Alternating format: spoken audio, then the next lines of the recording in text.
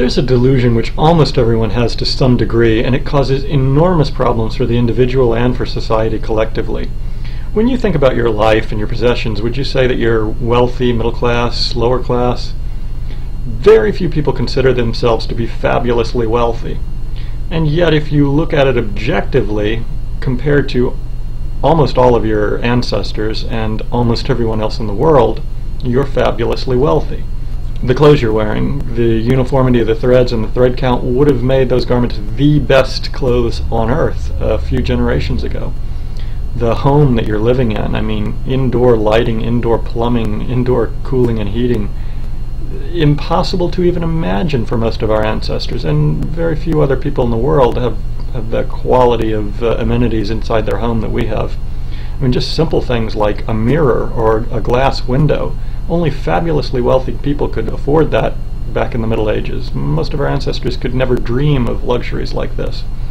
And then when you consider something like a car or a computer, that would have been the most valuable possession on earth just a few generations ago, before they were mass-produced. When you think about how our ancestors really lived, the wealthiest people back in the Middle Ages might own a dozen books, might have read a couple dozen books in their life. Today you have access to infinite information practically over the internet.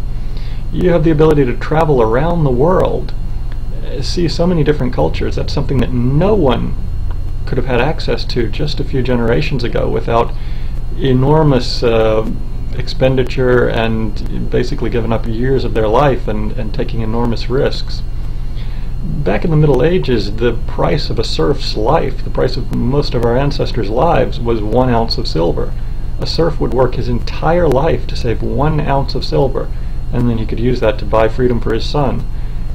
That was all that the average person could save after a lifetime of work. Today, no matter what you earn, you can probably save 1 ounce of silver, from a couple hours of work. The way that we live is just fabulously wealthy compared to any of our ancestors by any gauge, and compared to the vast majority of the rest of the people in the world.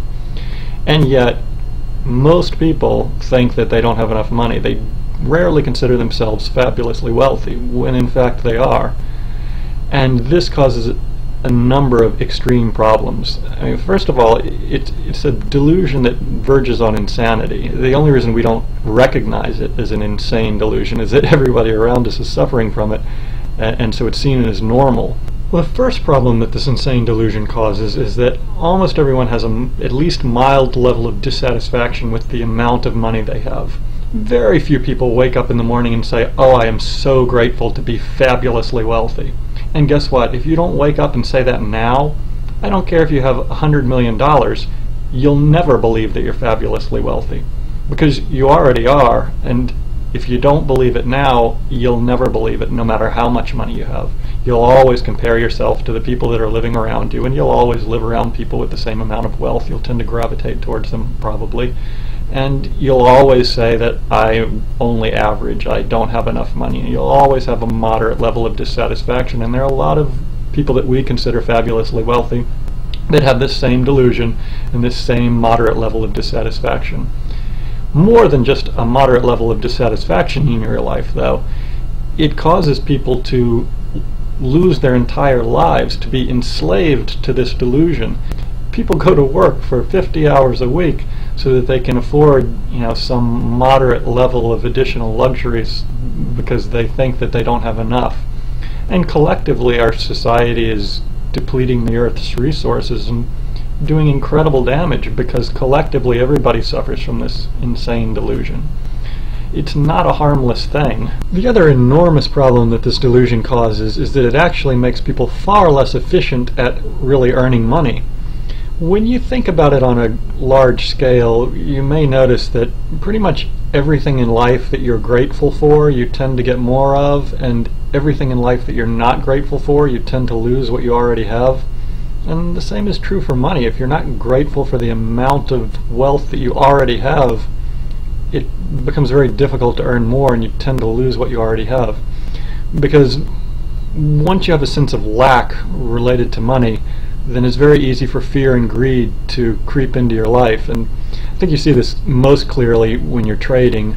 If the average person, if they lose or gain $50,000 in one day, they'll immediately be subject to fear and greed.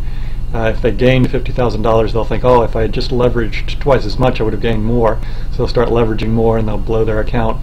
Or if they lose $50,000, they'll immediately become extremely fearful and they'll get out of the position, even if it's not a logical thing to do. But what people don't notice is that the same thing is at play in their regular life. People are being manipulated by others based on their fear and greed surrounding money. When people are doing work that they don't enjoy, it's almost always because they're being ruled by fear and greed, or someone else is playing on their fear and greed. They're staying in a job that they aren't particularly happy with because they're fearful that they won't have a better situation, or they're doing work that they don't enjoy and that isn't really optimal for them because they're greedy and they want the money anyway, rather than simply seeking out whatever type of work is the most efficient way to earn money, the amount of money that they actually need, and the type of work that they actually enjoy. And very few people are in an optimal employment because most people are controlled by this fear and greed related to the amount of wealth they have. And it's not easy to stay conscious of this delusion and really detach yourself, because everyone around us is suffering from it, and it's really ingrained in our personality for a number of reasons, one of which I cover in my second child raising video.